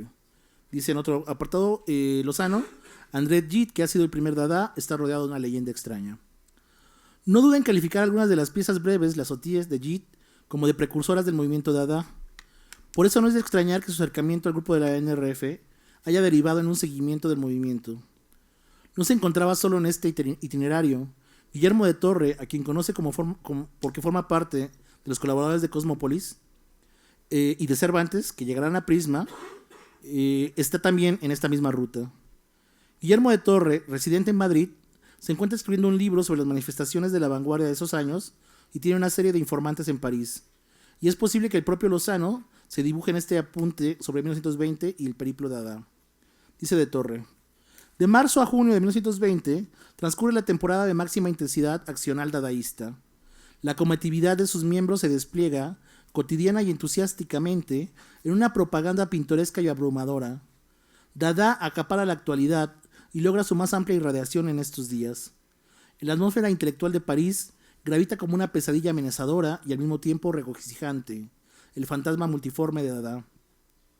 Cada palabra suya, cada gesto nihilista de estos jóvenes es reflejado en 1000 espejos diferentes, obteniendo un eco gráfico de jubiloso congrasamiento o de acre desdén por parte del público y de otros grupos literarios. Amigos nuestros de aquellos días en París nos han descrito el robusto entusiasmo y la potencia de los dadaístas que traspasan las fronteras y logran un momento de curiosidad mundial. Cómo los poetas de esta sección hacían una propaganda verbal y gráfica infatigable, no solo en sus veladas, sino en las galerías, cafés y cabarets por donde transitaban. Suscitaban así la admiración espontánea o el encono frenético, o ambos sentimientos simultánea o alternativamente mezclados. Pues la actitud que en definitiva todos hemos adoptado ante Dada no ha sido la adhesión incondicional, y nuestra simpatía intuitiva ha sufrido reveses ocasionales. En su mutabilidad continua, Dada ha podido ser enfocada desde planos contrapuestos. De ahí la justificación versátil de un amigo nuestro que nos confesaba como unos días amanecía dadaísta apasionado y otros antidadaísta furibundo.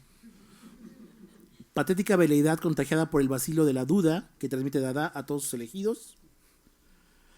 Igual ambigüedad muestra Rafael Lozano en la crónica que escribe para el Universal Ilustrado. Por un lado, condena el nihilismo del grupo, señala lo peligroso que es el ácido humor, porque si no existe un límite de lo pertinente para ser demolido, entonces todo está permitido y llevará a un caos social. Desconfía plenamente de sus intenciones, pero no deja de hacerles propaganda. Comienza la crónica mostrando simpatía abiertamente por la relevancia del movimiento para la vida cultural de París. No duda en nombrarlos el suceso de la temporada en la capital francesa. Tras una explicación de la ausencia de sentido del nombre y de la mayoría de las acciones dadaístas, pasa a ser un recuento informativo de la historia del movimiento, bastante más acertado que el de Paul Fort, por ejemplo, y termina mostrando su punto de vista acerca del grupo. Cito: el movimiento Dada, que hasta ahora ha conquistado la literatura y la pintura, y que se quiere extender hasta la moral, se expresa de una manera amorfa e ininteligible. Como dijo Tzara en la última fiesta dadaísta, con motivo de la exposición de Picabia Chespovolovsky, Dada es la vuelta al idiotismo. Es aún más, es la manifestación intelectual del bolchevismo que se acerca casi a la locura. Basta ver una de sus numerosas revistas, sus grabados en madera, sus incontables libros y panfletos, sus fiestas, todas sus manifestaciones en suma para convencerse. ¿Cómo ha podido prosperar el movimiento Dada? Es para mí un misterio. Por lo pronto carece de orden, sus manifestaciones son espasmódicas y ya comienza a repetirse. No obstante, su bibliografía es numerosa y aún de lujo. Actualmente Dada parece ser un buen negocio. Creo que por el momento es Picabia quien lo sostiene. Curiosa manera de descalificar al dadaísmo asociándolo con el bolchevismo moscovita. Es de estimar que lo que se esconde detrás de este calificativo es un prejuicio de clase que ve en la Revolución Rusa el triunfo del nihilismo y no la puesta en escena de la lucha de clases. Parece esconderse detrás de la identificación entre bolchevismo y el nihilismo dadaísta un reclamo de clase, un lamento por la desaparición de las barreras morales que impedían la caída de la aristocracia rusa. Es decir, casi un acento de ancien régime. Lozano no ve en la Revolución Rusa un movimiento popular que buscaba renovar la forma en que se organizaban las sociedades, sino un signo del fin de los tiempos, del triunfo del nihilismo nietzscheano y su consecuente destrucción de la sociedad. Sin embargo, y aquí están los rasgos de ambigüedad, Lozano utiliza la misma manera de Guillermo de Torre para referirse al movimiento, utilizando solo mayúsculas a escribir su nombre. Más aún, habla de la cantidad inmensa de revistas que ha prodigado en unos cuantos meses el movimiento, lo cual acusa que es uno de sus seguidores. Y para terminar, comparte editor con algunos de ellos. El local de Pobolovsky es una casa editorial que se especializa en libros de lujo. Con esa casa, Rafael Lozano editará su tercer libro, Haikais, en una edición limitada. Un libro de haikus escritos en francés, editado a la manera japonesa, es decir, una sola tira de papel, doblada en acordeón como más de 40 años, después lo hará Octavio Paz para Blanco. Este libro es tan exquisito y el tiraje fue tan limitado que ha sido imposible encontrar un solo ejemplar en el país, teniendo noticias solamente del ejemplar que se encuentra en la Biblioteca Nacional de España. No solo la forma de escribir el nombre del movimiento, sino también el exhaustivo recuento de las revistas dadaístas da nota del flujo de información compartida con Guillermo de Torre. Atribuye a Picabia y Tzara la dirección del boletín Dada, Antologie Dada o Dada, diciendo que se trata de la misma revista. Picabia es el director de 391. Georges Riven de Shine, escrito correctamente a diferencia del artículo de Paul Fort, dirige DDO4H2. Da noticia que Louis Aragon, Philippe Sopol y André Beltrán dirigen en conjunto Literature, con lo cual se trata seguramente de la primera mención de estos tres nombres en la prensa mexicana. Lo mismo sucede con el caso de Paul Eloy, que aparece como director de Prover. Projecture es dirigida por Céline Arnold y Paul Dermé dirige Z. El recuerdo que hace Guillermo de Torre de las publicaciones dadaístas no es distinto, solamente suma Caníbal, dirigida por Picabia al listado. Más aún, la influencia de Gide es más explícita en la historiografía del movimiento que hace Guillermo de Torre. Cito: la simpatía explícita que André Gide ha manifestado por este movimiento, y especialmente por uno de sus poetas, Louis Aragon, ha hecho que se busque en sus obras un punto de sugestión respecto a la doctrina dadaísta.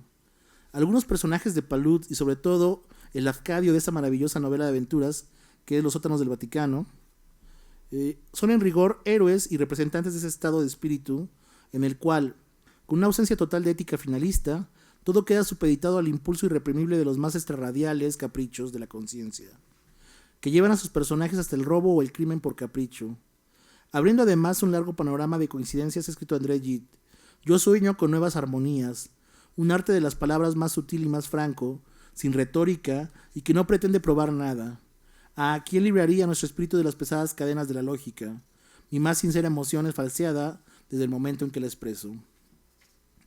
Ambos autores, Lozano y de Torre, coinciden en el punto en que en 1921 el movimiento está liquidado. Se trata de una decisión en el interior del grupo. Ambos describen el retiro de fondos para financiar sus actividades por parte de Francis Picabia. Al retirar Picabia sus recursos, el grupo se divide. En un principio, Picabia se mantiene cercano al grupo de literatura, lo que ahonda las diferencias entre Sara y Breton. De cualquier modo, en mayo de 1921, desde las páginas de la revista Comedia, Picabia anuncia su separación del grupo. Acusa una tentativa de escuela que se volvería en contra de los principios del propio dadaísmo. Da como clausurada la aventura y se declara fuera del grupo. Como lo manifesté yo hace un tiempo en un artículo sobre el movimiento Dada, este era el nihilismo en toda su acepción. Dada no significaba nada. En ruso y en rumano, Da quiere decir sí. Se reunía a finales de la guerra con algunos literatos alemanes en el Café Voltaire de Zúrich. Entonces, él y sus amigos, se habla de Picabia, se propusieron llevar a cabo un movimiento bolchevique de la literatura y bromeando escogieron la recepción afirmativa Dada como nombre del movimiento. El tal movimiento en el fondo era, como se dice en francés, una gran tomadura de pelo. Esto duró más o menos 2 años hasta que Picabia, que era el financiero del asunto, se retiró. Eso es de Lozano. Liquidado el grupo, y está en la Falange, perdón. Liquidado el financiamiento, sucede algo que demuestra la cercanía de Lozano y Guillermo de Torre con el movimiento. En palabras de Chenius Gendron, a pesar de estas manifestaciones ya evidentes de ruptura, la verdadera confrontación no sucede sino hasta febrero de 1922, a raíz de que André Breton busca organizar un congreso que agrupe e integre una serie de directrices para la energía del movimiento que había quedado sin dirección. El proyecto tenía el nombre de Congreso para la Determinación de las Directivas y la Defensa del Espíritu Moderno, también conocido como Congreso de París. Sara se opuso terminantemente a la realización de este encuentro que buscaba ser internacional.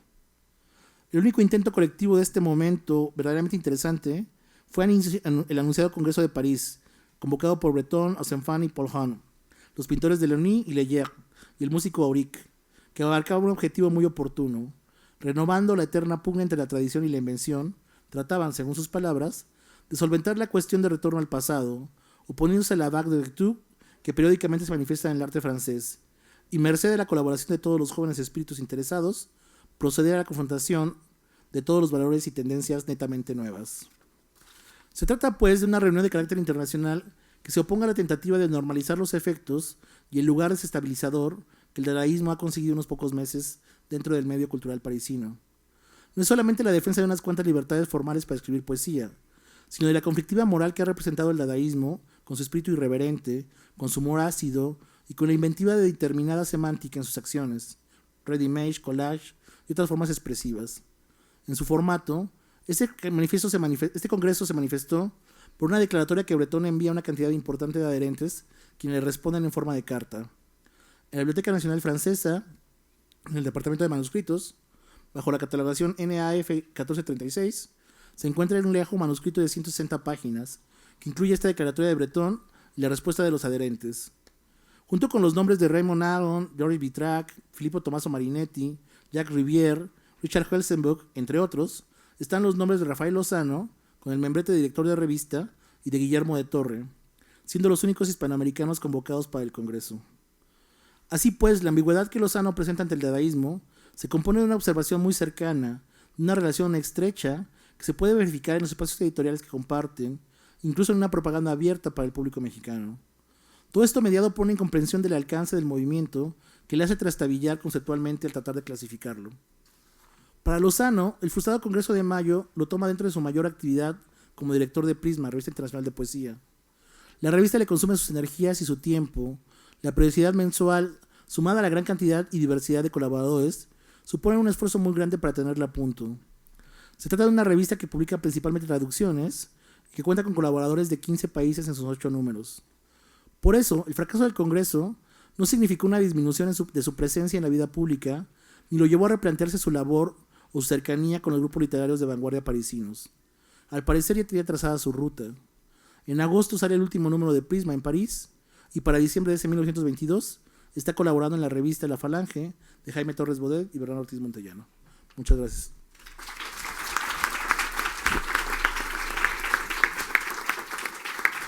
Bueno, te agradecemos, Luis Alberto, por tu lectura y gracias también al resto de los ponentes por haber leído sus trabajos.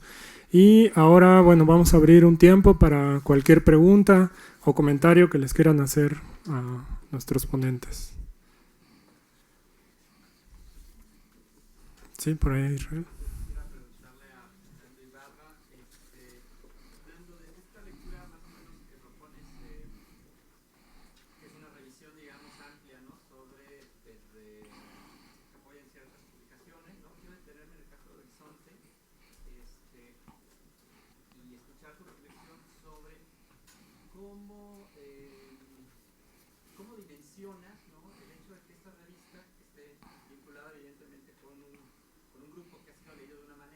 Y apelando un poco a lo que tú decías, a no reducir la visión sobre el nacionalismo, ¿no?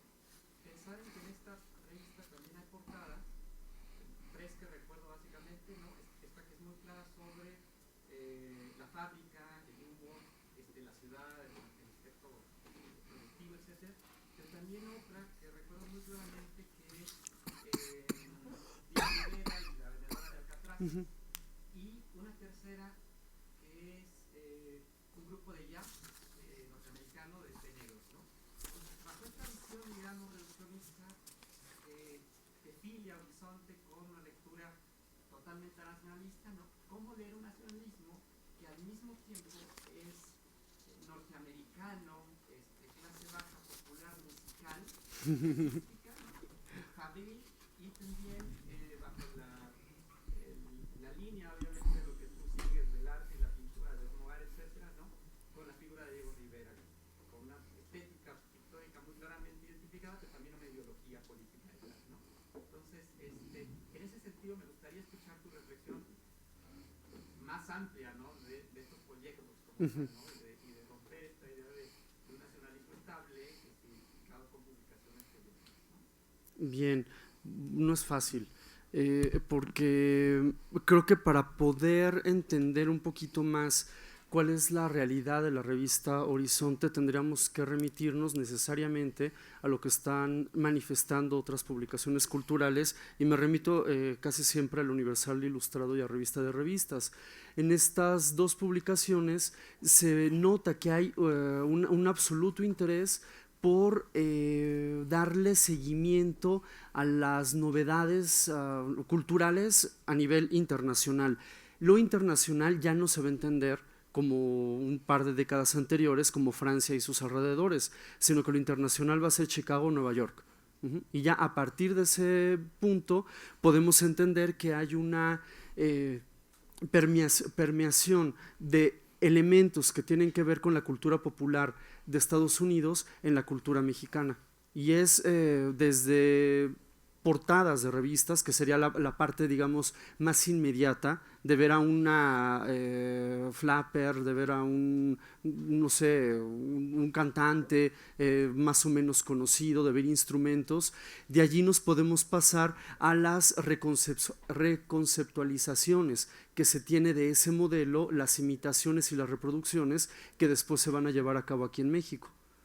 Entonces creo que la revista Horizonte, que ya se está acercando un poquito a los años 30, va a poder muy fácil separarse del primer impulso de los primeros años 20 con Vasconcelos, con el arte popular, etcétera, y entonces se va a abrir como parte de la modernidad y de la necesidad que tiene la nación de incluirse en este entramado cultural global.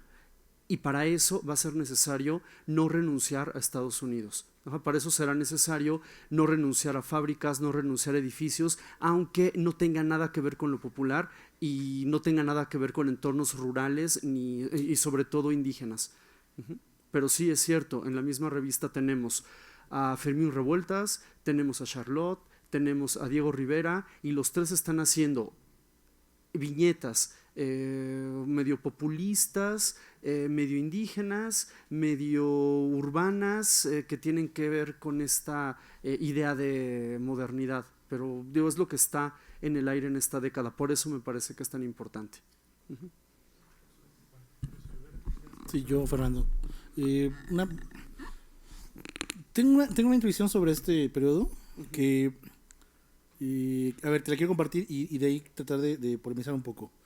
Me parece, por ejemplo, que la oposición cosmopolitismo-nacionalismo en esta década tiende a ser un problema falso, porque son cosas totalmente distintas. El nacionalismo es una ideología y el cosmopolitismo es una actitud moral.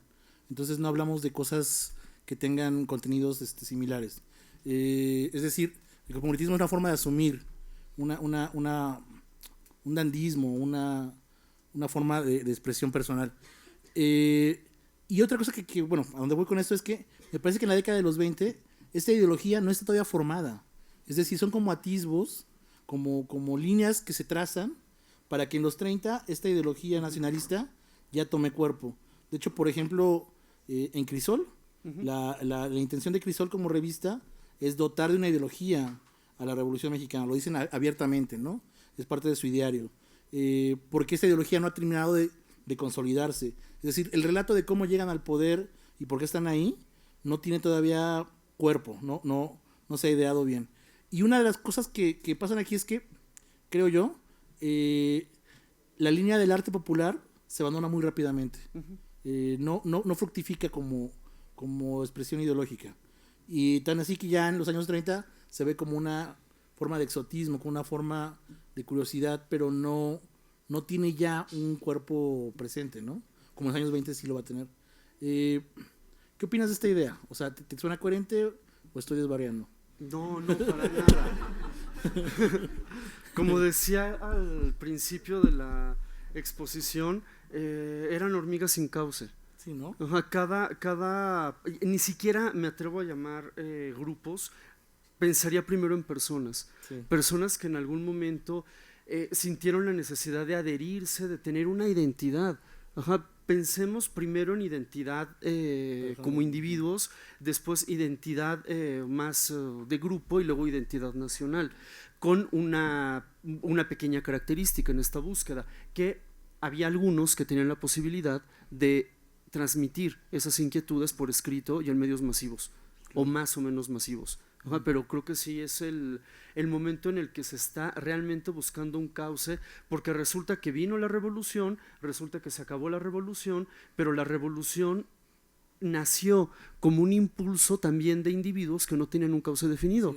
Entonces inició sin cauce y obviamente iba a terminar sin cauce. Y más bien se instrumentalizó esta efervescencia de búsquedas para que hubiera grupos que pudieran en algún momento consolidar una idea un poco más coherente y ya no partir de una ideología para crear una revolución, sino partir de una revolución para justificar una ideología. Me parece que es un poco según mi intuición también, podría ir por allí. ¿Ok? Gracias. Y por allá, Raquel.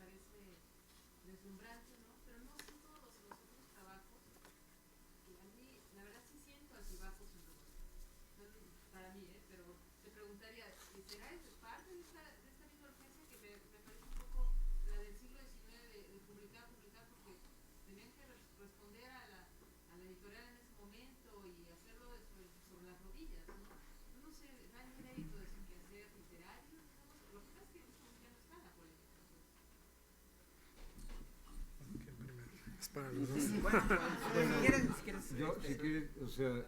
Yo lo veo profundamente elemental.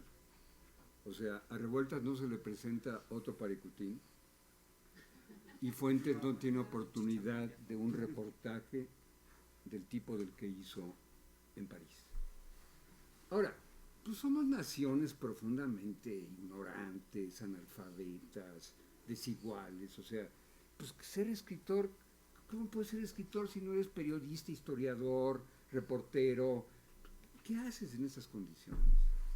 O sea, se nos olvida que en la lectura sobre las condiciones de ser escritor en México, por Dios, no es Francia, no es Estados, no son las universidades gringas donde tienes hasta clases de creating, por amor de Dios, o sea, estos son otras naciones. No, sí, ya hay 2 escuelas. Que les vaya bien.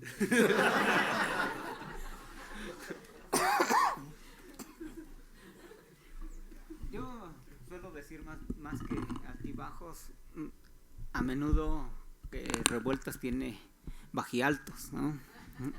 En muchos procesos, la misma, yo exagero, ¿no? Respecto de luto humano, yo digo que a fuerza de dificultades de todo tipo, de construcción, retóricas, construye un texto genial, ¿no? Por el cruce de materiales, ¿no? Entre otras cosas. Pero cuando preguntas acerca precisamente de la sobrevivencia, ¿no? Es curioso, pero hay más datos de eso. Prefiere seguir haciendo, es curioso, les digo, y hasta egoísta, y muchas otras cosas que pueden decirse en torno de lo que voy a comentar. Pero Revueltas prefiere los 5 pesos del Diario del Sureste que los 15 del Popular. Porque además esos 15 se iban a quedar con su familia y él no iba a recibir nada. O sea, está todo ese lado, ¿no? Finalmente la mujer era profesora, ¿no? Tenía un ingreso de alguna manera, pero no ocurre una vez. De verdad que lees sus diarios y son epopeyas del hambre. Pero es curioso también que revisas los archivos y tiene pagos en el 68 como parte de la organización de los Juegos Olímpicos de 15,000, de 5,000, de 3,000 pesos. O sea, tampoco es que fuera pobre. Cuando trabajó también, no sé qué hizo con el dinero, pero la cuestión, estoy hablando del último momento nada más. ¿Por qué? Porque también hay que ver a otros escritores. Villaurrutia, ¿de qué vivía? Novo, ¿de qué vivía? No sé, hay otros más. Y por supuesto, a menudo seguro está en detrimento de la calidad, en algunos casos, no siempre, pero Borges lo mismo, hacía lo mismo, ¿no? En los 30, por lo menos, después de que muere su padre, se dedica a escribir, ¿no? Para los diarios, revistas, hasta para uno sensacionalista que es revista multicolor de los sábados, ¿no? Pero entre muchos otros casos, pues, el propio Owen, yo lo digo siempre por el desconocimiento que tenemos de su vida en Colombia, coordinó como jefe de redacción más de 140 números semanales en una revista de más de 120 páginas y de manera ininterrumpida. Yo digo, ¿a qué hora vivía? ¿A qué hora? Todos piensan que lo mantenía la mujer. Yo digo que lo mantenía pero ocupado.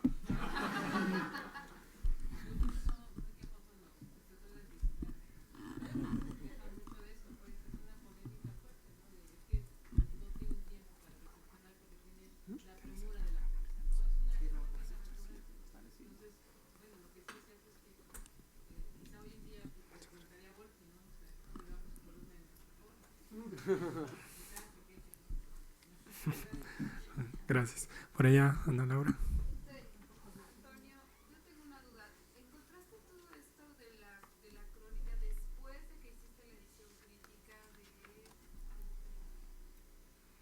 Sí. Es que... sí, porque yo conozco tu edición y de pronto me sorprendió ver justo estas contaminaciones que nosotros hemos estado viendo en otros textos del 19, de pronto de crónicas que aparecen reelaboradas, ¿no? Ya en el corpus de una novela.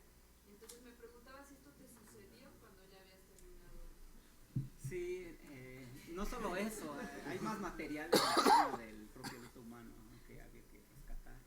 Pero no solo ahí, también me di cuenta de que algunos fragmentos de la crónica del Paricutín, ¿no? de visión del Paricutín. También hay algunas que hay que recuperar. En sus cartas también hay otros fragmentos. ¿Ah? Porque pues ya lees con mucho más cuidado, lees y relees, ¿no? Por lo menos para revisar que no se te vaya una errata en la novela, que al rato te suena, ¿no? Pero sí, efectivamente es posterior. Y hay más. Estas son las más evidentes, pero hay muchas otras. Otros fragmentos que pasan a la novela, de correspondencia y de... Entonces que ahí es ya una combinación de escritura interesantísima, que si no ya lo pudiste meter en la edición, pues hay un estudio para ver cómo se va creando en realidad la novela, ¿no? Sí, como no. Sí, tendría que haber una cláusula en todas estas ediciones de salvo la aparición de... Sí, sin duda. Bueno, gracias. Por aquí otra pregunta. Yo lo que quería comentar es eso, se hacen ediciones críticas sin haber revisado el corpus general del escritor, cuando no hay estos catálogos que llevan tantos años hacerlo, tanta data dan, pero a la larga es lo que te va a permitir hacer una edición crítica, no de un texto único, sino de todas estas interferencias, que además cada vez es más común. En el 19 ya estamos encontrando eso, las crónicas se llevaron a la narrativa, ¿no? Entonces creo que da flojera, creo que a veces, y esa es una de mis críticas a la veracruzana, creo que Manuel hace los bestsellers del 19, pero a la hora que se empieza a rescatar el resto de la obra, pues resulta que tienen más contaminaciones y más versiones de lo que uno pudiera. En este caso la cuestión es que era una columna desconocida. No estaba, es más, a la fecha no lo hemos publicado, porque aunque he visto a Vera y a otros, Sergio, medio gestionando, tampoco se difunden. Entonces, por eso resulta posterior. Pero realmente se pudo haber hecho una edición propiamente de las versiones publicadas en vida, y en que se tiene noticia de que hay intervención del autor. ¿Y por qué? Porque la última de Era, en el caso de Revueltas, tiene cambios que en las que ella no intervino. No se sabe que haya dejado nada, un manuscrito con Como Sonia Peña, que manejó los errores, me acuerdo que llegaba a la conclusión que eran los errores de los errores, que no eran de Revueltas, que habían sido de editores, ¿no? Sí, por eso te digo, sí, por lo menos, o los documentos de revistas, a su vez, que pasaron, ¿no? Las versiones previas, de esas sí hay conocimiento. Sí, bueno, tenemos tiempo para una última pregunta por allá.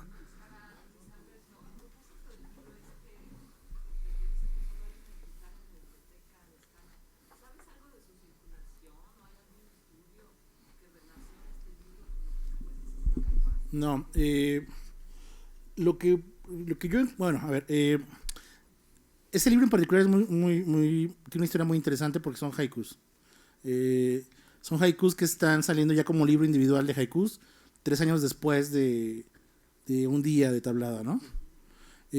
Aunque desde el 21, y ese libro se viene escribiendo desde el 17 más o menos, tiene en la Londra Encandilada, su libro anterior, un libro que salió en Ariel, haikus.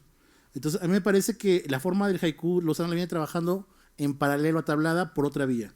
Eso es, por ejemplo, lo que estoy haciendo ahora, ¿no? Tratando de buscar las vías. Creo que trabaja a partir de Pound, porque él está estudiando en Estados Unidos, se cartea con los imaginistas, y yo creo que por ahí empieza a trabajar él la forma de haiku. Cuando Tablada se entera que aparece Haikais, le escribe a su primo Genaro Estrada una carta airada que le consiga la dirección de ese escuincle que sacó ese libro y que no le da crédito. Y se hablan, tanto que Tablada termina publicando en Prisma. O sea, que Tablada, en el último número de Prisma, tiene un poema publicado. Entonces, seguramente se cartearon y seguramente hubo el reclamo y la explicación de Lozano.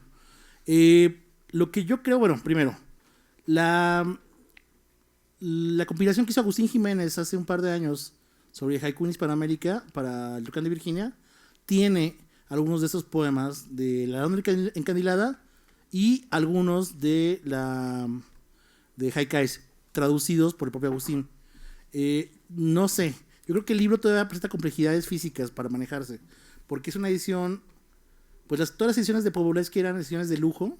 La revista Canibal, por ejemplo, que es muy famosa, cómo está editada, es una edición de Powolewski, y tienden a desarmarse fácilmente, ¿no? O sea, son libros artesanales.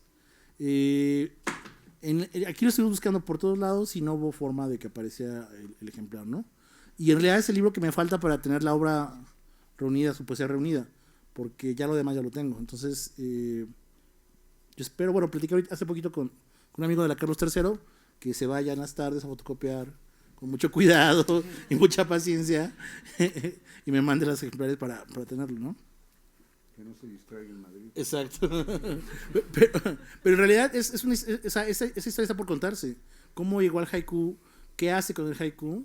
Y cómo eso le causa ese conflicto con Tablada, por ejemplo, ¿no? Que la carta es muy chistosa porque Tablada dice: ¿quién es Lozano? Dígame, compadre, ¿quién es Lozano? ¿Por qué publica haiku sin darme el crédito?